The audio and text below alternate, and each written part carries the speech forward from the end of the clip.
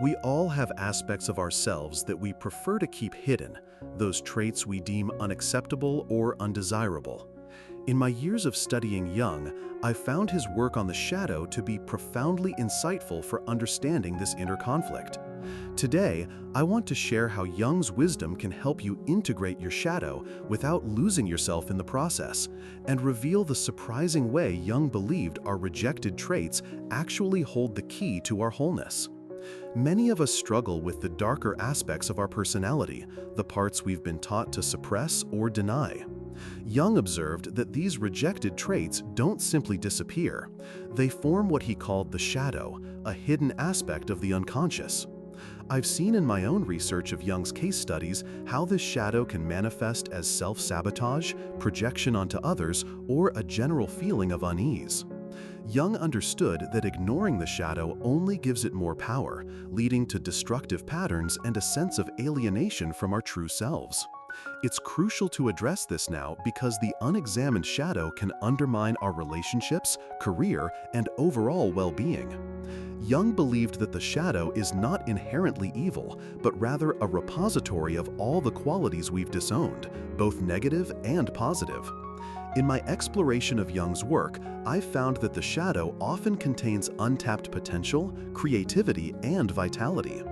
Jung emphasized that integrating the shadow doesn't mean becoming our shadow, but rather acknowledging its existence and understanding its influence. One of Jung's patients, a highly intellectual woman, dreamt repeatedly of a wild, unkempt figure lurking in the background. Through dream analysis, Jung helped her recognize this figure as her repressed instinctual side, her capacity for spontaneity and passion. By acknowledging and integrating this aspect of herself, she was able to break free from her rigid intellectualism and embrace a more balanced and fulfilling life. Jung cautioned against identifying completely with the shadow, which can lead to acting out destructive impulses. Instead, he advocated for a process of conscious dialogue with the shadow, bringing its contents into the light of awareness. This involves recognizing the shadow's influence on our thoughts, feelings, and behaviors, and taking responsibility for our projections. So, how do we actually integrate the shadow without losing ourselves? Jung developed several techniques to facilitate this process. One powerful method is dream analysis, paying close attention to the figures and symbols that appear in our dreams, as these often represent aspects of the shadow. Another technique is active imagination, a process of consciously engaging with the unconscious through imagery and dialogue. I've found in Jung's theories that journaling can also be a valuable tool for exploring the shadow, allowing us to identify and examine our hidden thoughts and feelings. Jung emphasized the importance of self-compassion throughout this process, recognizing that the shadow is a natural part of the human psyche. It's essential to approach the shadow with curiosity and acceptance rather than judgment and condemnation. Remember, integrating the shadow is not about perfection, but about wholeness.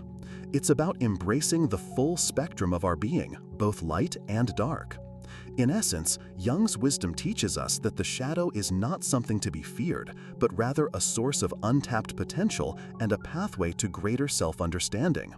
By acknowledging and integrating our shadow, we can become more authentic, resilient, and whole. Now, if you're curious about how to handle anxiety before big decisions, be sure to watch tomorrow's video where I'll share Jung's insights on navigating those moments of uncertainty. Like this video, leave a comment with your thoughts, and subscribe for more explorations of Jung's profound wisdom. I look forward to guiding you through Jung's perspective on anxiety and decision-making tomorrow.